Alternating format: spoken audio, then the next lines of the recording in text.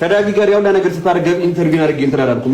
እሺ ምክርም ሰው ነው። አንተ ሲጀመር የሶሲን 30 ሺህ ሳታከብር ነው የሷን 200 ሺህ የምታከብረው? አይመለከትም፣ መብቱ ነው። ለምን አይመለከትም? የፈለገውን ሰው መምረጥ። አንቺ ልጅ ምን ወይ ሶስና ጨረስና ጉቺ በእናትሽ የምር ቺታ እንኳን ያረኩ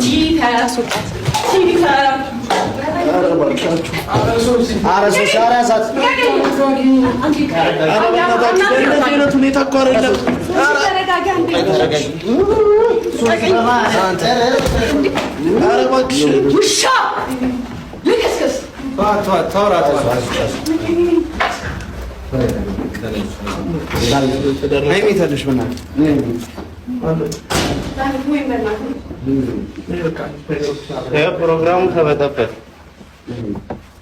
አንተ ረሙላ ስማቱ ነው እናበላሽ አስፈላም እንደ ሰፈር እንደምታበላሽ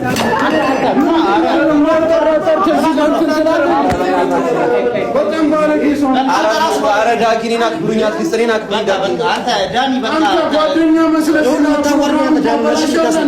ዳኒ መስለህ ስማኝ፣ ከቅድም ጀምሮ ልንገርህ፣ ስማኝ ልንገርህ፣ ከቅድም ጀምሮ ለሷናት ብሎ ነው ተናዳን ያዘወረዛ እኮ በቃ በሀሳብ ስላልተስማማሁ ነው አይደል? ከቅድም ጀምሮ እንደ ጠላት የምታይ አይደረግም። ልንገርህ፣ ደግሜ እነግርሃለሁ፣ በሀሳብ አልተስማማሁም። ልንገርህ ለምን መጣ ሲጀመር በቃ አረ መምጣት ነው ካልተስማማ እኮ አይደል?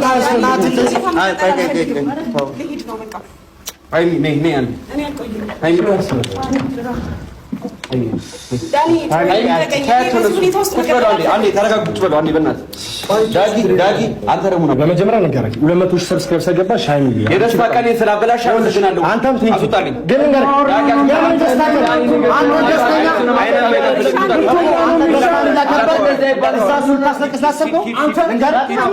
እዚህ ቦታ መገኘት አልነበረብሽም። ልንገርሽ አስወጣልኝ በእናትህ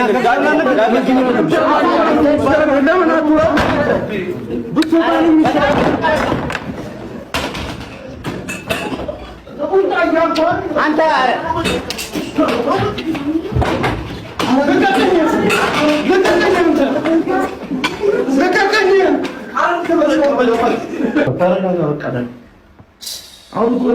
በጣም ባለጌ ሰው ነው። የሰው ደስታ ያበላሻል። እንደዚህ ጋር መጥቶ ይሄን የፈለገው እሱ ነው። ይሄንን የፈለገው ሃይሚ ነይ ያዘጋጀሁልሽ ስጦታ አለ። ሃይሚ ነይ ያዘጋጀሁልሽ ስጦታ አለ።